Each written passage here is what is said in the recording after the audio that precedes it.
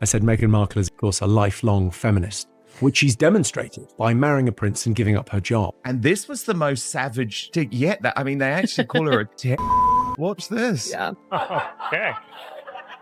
King Charles visited the U.S. to mark the 250th anniversary of American independence from Britain and to seek the release of a British hostage being held by an American I'm almost speechless. A reported $200 million investment backing from two major studios and a comeback that many people were told would be impossible to overlook. Everything about this project was presented as a massive turning point, with supporters expecting it to dominate headlines and completely change the conversation. The headlines were enormous, the expectations were even higher, and the message coming from many corners sounded unmistakable. This was being presented as the moment that would finally answer every critic and prove the doubters had gotten it wrong. The plan seemed simple: deliver a huge success, silence the criticism, and show everyone that the comeback was real. On paper, it looked like everything was lined up perfectly for a major victory. But then reality arrived, and the story began moving in a very different direction. By the end of the year, the show wasn't anywhere near the top of the rankings. It wasn't even close. Instead, it landed at number 383. Not number 3, not number 38, number 383. For a project surrounded by that level of attention and promotion, that ranking quickly became a headline all by itself, with many people questioning how something promoted so heavily could finish so far down the list. That was exactly the opening comedians had been waiting for. Once those figures became public, the jokes practically wrote themselves. Suddenly, late-night hosts, commentators, entertainment writers, and critics all seemed eager to weigh in. I watched the Harry and Meghan Netflix documentary. Now, I'll be honest with you, before I watched it, I was not a fan of theirs. But now I've actually heard their side of the story, I hate them. Meghan Markle has finally revealed why she and Prince Harry call each other M and H. What could it be? A mystery for the ages. I said H was H was accepted. H has been, H called me. With H, and H was out, and with H. Each adding another layer to the growing public conversation. Then Jimmy Carr entered the discussion. What made his comments stand out was how little effort he needed to make the point. There was no complicated setup, no dramatic speech, and no over-the-top performance. He simply presented the facts in his signature style, calm, dry, and direct, almost like someone quietly reading notes from a file instead of delivering a comedy routine. That approach made the joke land even harder. After that, more voices joined in, and the criticism started coming from every direction. Yet the sharpest remark of this entire saga didn't come from another comedian at all. It came later from a woman who actually knew Harry personally. Out of everything said throughout the controversy, that single comment stood above the rest because it came from someone speaking from first-hand experience,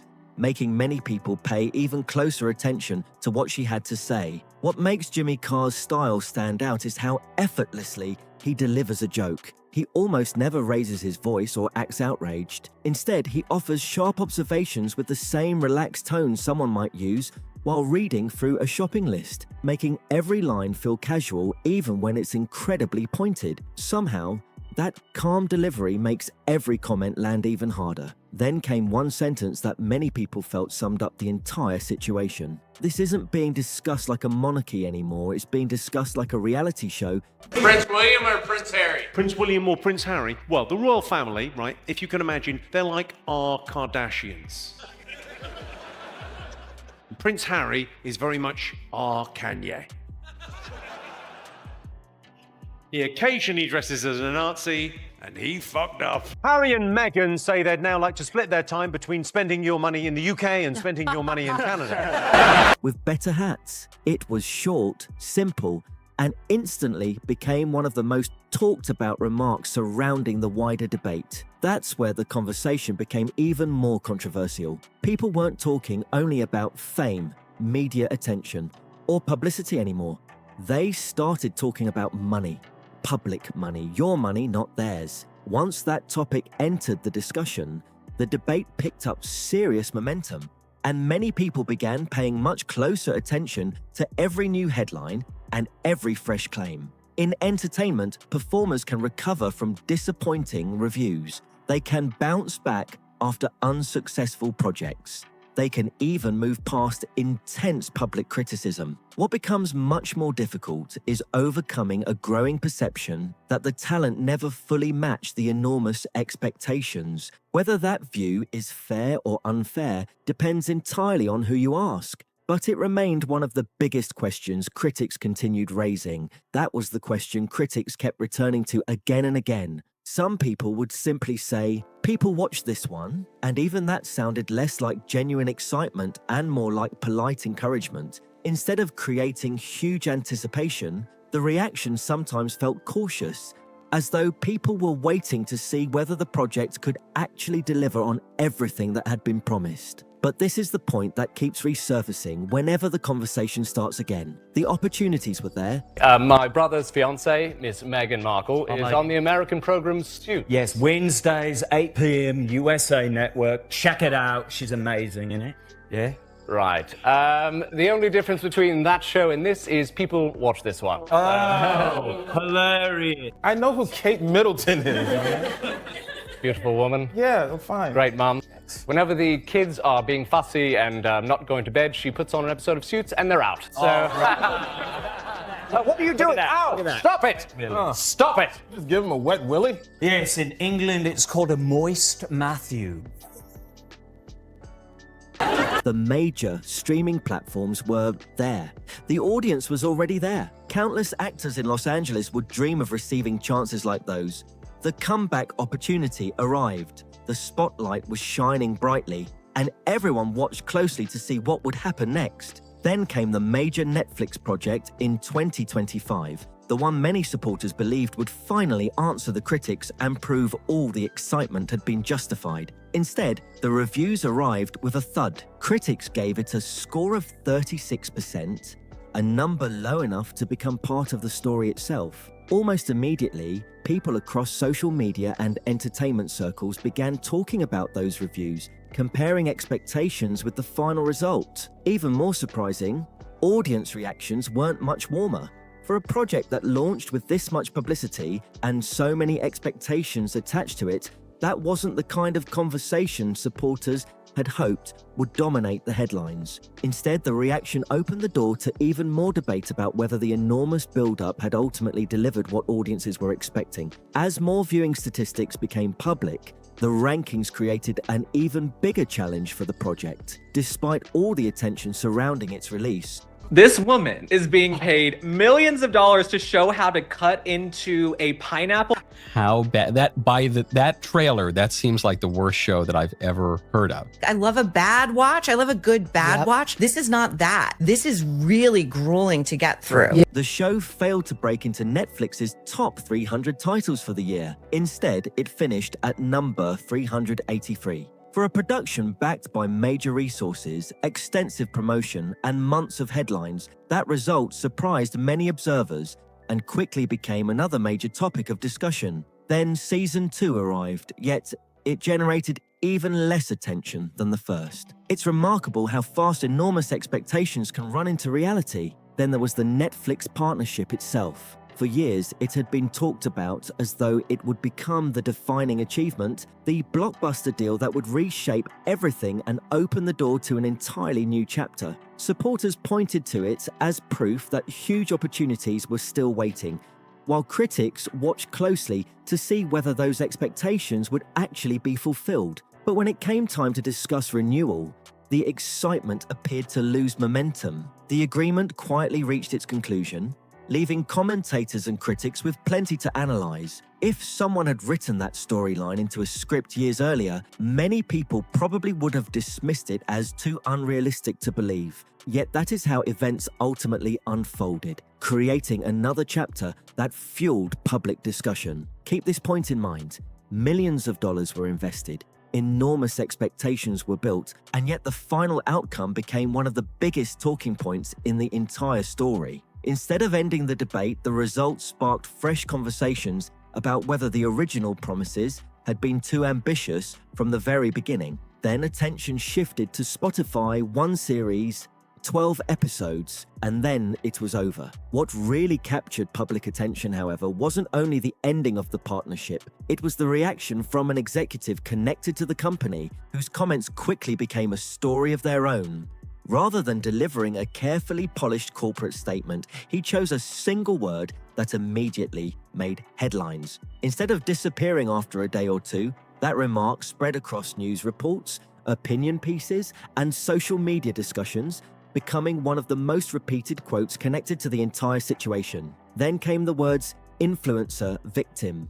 Yeah, that's totally me. That phrase quickly followed the story almost everywhere it went, with supporters and critics interpreting it in very different ways. It became another moment that people continued referencing whenever the broader conversation resurfaced. Then there was another issue that kept returning again and again: privacy. The public had been told that the move was largely about stepping away from intense public attention and creating a quieter life away from constant scrutiny. Yet at the same time, deeply personal experiences became central topics in several high-profile public projects, documentaries, interviews, and media discussions. That contrast became one of the main points many commentators focused on. One comparison captured the criticism in a way that many people remembered: a man asking for privacy through a megaphone. Even satirical television shows joined the conversation. In just a brief segment, they managed to highlight a point that opinion writers, commentators, and media analysts had been debating for years, keeping the discussion alive long after the original headlines had faded. For many critics, the biggest issue wasn't that anything especially shocking had happened. It was the way certain moments were presented. They argued that ordinary events were sometimes described as though they were major, history-changing moments, creating a gap between the scale of the events and the way they were promoted. That became the contradiction many people simply couldn't stop discussing. As more interviews, appearances, and public projects appeared, the same debate kept resurfacing, with supporters defending the approach while critics questioned whether the messaging matched the reality. Then Bill Maher entered the conversation and focused attention on what he believed was the central contradiction running through the entire campaign. Rather than concentrating on a single event, he pointed to what he saw as a broader pattern, adding another well-known voice to an already heated public debate. Then came the book, a project that critics immediately examined because of what they viewed as an obvious contradiction. Here was a story that spoke about wanting distance from constant public attention, yet it arrived alongside a massive promotional campaign, international interviews, and widespread media coverage. For many commentators, that tension became difficult to overlook, and before long, it had turned into fresh material for jokes, opinion pieces, and late-night comedy monologues. The reaction, according to many observers, wasn't really about one interview, one documentary, or one best-selling book. They argued it reflected something much larger. Beneath the branding, beneath the carefully planned public messaging, and beneath the ongoing discussions surrounding privacy, critics said they kept finding the same recurring theme every time the story returned to the headlines. From their perspective, too much of the public narrative appeared centered on past grievances and old conflicts instead of looking toward the future.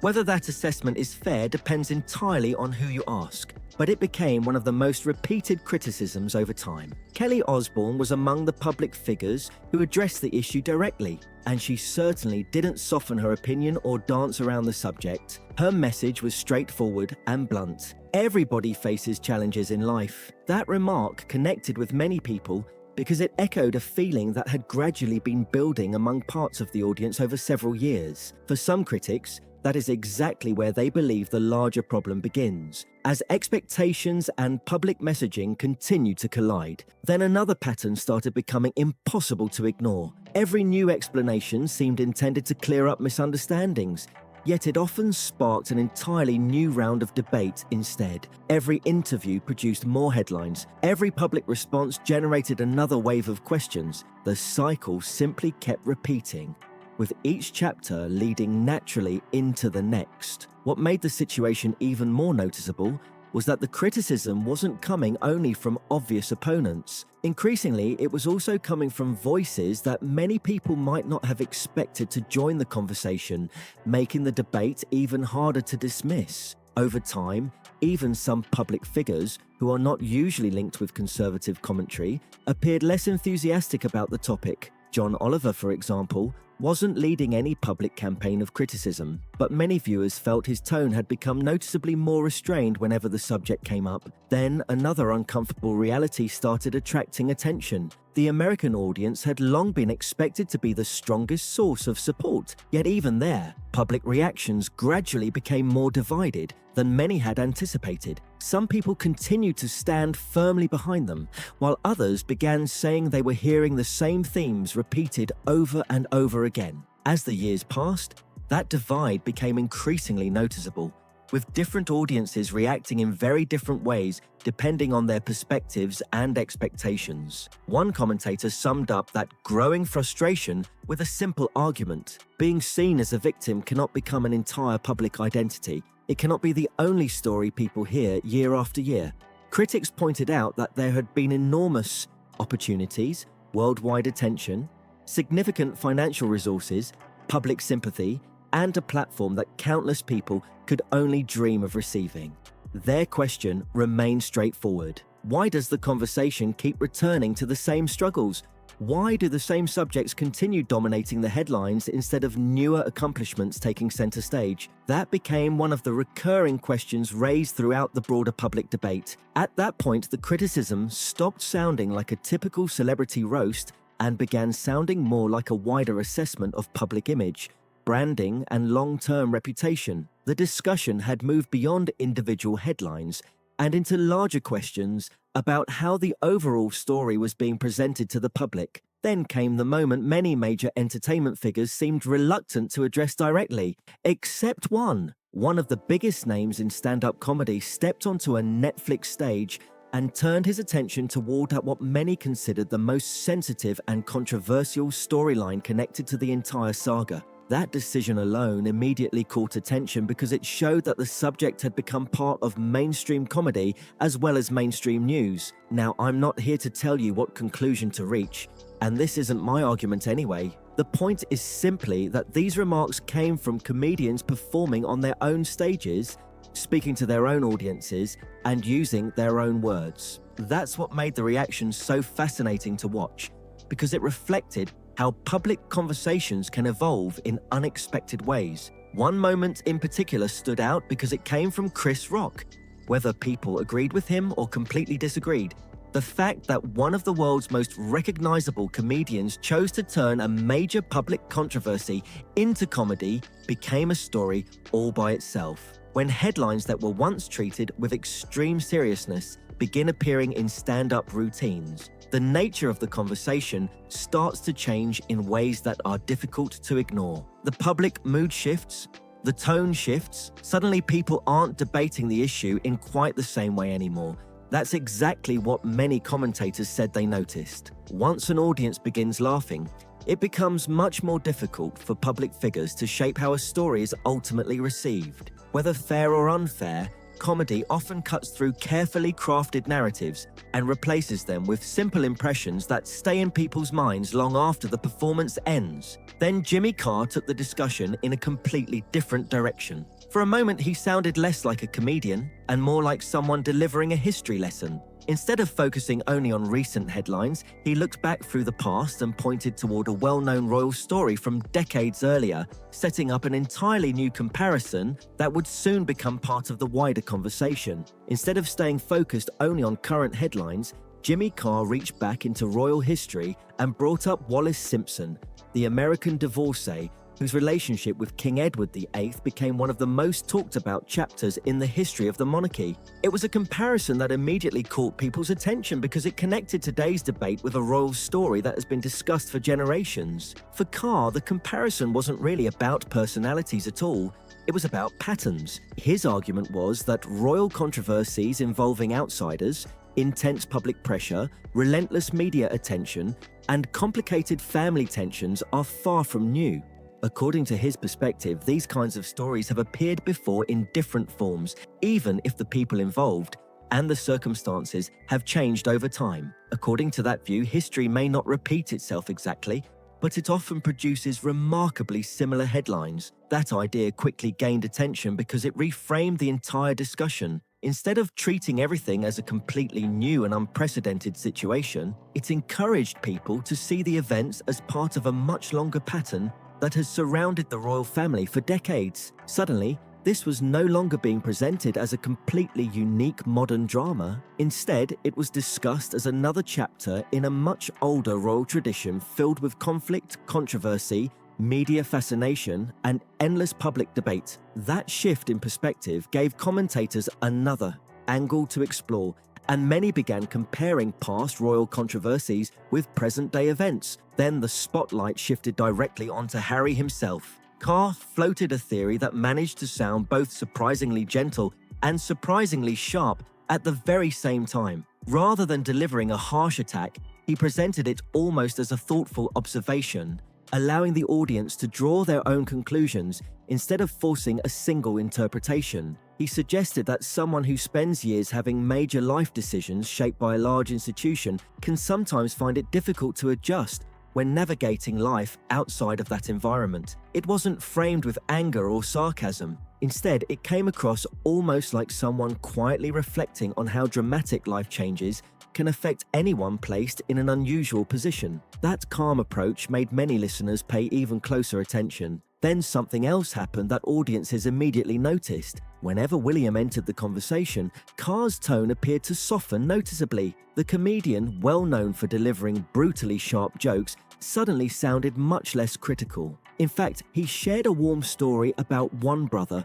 while finding considerably more material to discuss about the other. That contrast didn't go unnoticed, and before long it became yet another talking point in a saga that already had no shortage of them. Many viewers even commented on the difference, wondering whether that contrast reflected Carr's personal impressions or simply his style of storytelling. So here it is, the line I mentioned from the very beginning. Interestingly, it didn't come from a comedy special, a late-night monologue, or a packed theatre performance. It came during a podcast conversation, making it feel even more direct and unexpected because there was no stage performance built around it. The person making that remark was Kelly Osbourne, someone who had moved in similar circles, someone who knew Harry personally, and someone many people assumed would take a much softer approach. Because of that background, her comments immediately attracted attention from people on both sides of the discussion. Instead, she went in the opposite direction. Her criticism wasn't centered on one headline or one isolated controversy. It focused on results. Remember the number we discussed earlier? Number 383. For critics, that ranking became symbolic of a much larger issue. From their perspective, the discussion wasn't simply about popularity. It had grown into a broader debate about expectations, performance, and whether the final outcome matched the enormous promises that had surrounded the project from the very beginning. Jimmy Carr referenced Wallis Simpson, the American divorcee whose relationship with King Edward VIII became one of the monarchy's best-known controversies. His point wasn't about comparing personalities. He argued that royal controversies involving media attention, outsiders, and family tensions are nothing new. He suggested that history may not repeat itself exactly, but it often creates similar headlines. That perspective framed the current debate as part of a much longer pattern. Carr also reflected on Harry, suggesting that someone whose life had long been shaped by a major institution might find it difficult to adjust outside of it. He presented the idea as a calm observation rather than a direct attack. Viewers also noticed Carr's softer tone whenever William was mentioned, and that contrast became another talking point. The final remark came from Kelly Osbourne during a podcast. Because she knew Harry personally, many expected a gentler response. Instead, she focused on results, pointing back to the ranking discussed earlier, number 383. For critics, that figure represented the gap between the high expectations surrounding the project and the outcome that followed. What do you think? Was the criticism fair, or was the public too harsh? Let us know in the comments, and if you enjoyed this video, Don't forget to like, subscribe, and turn on notifications for more.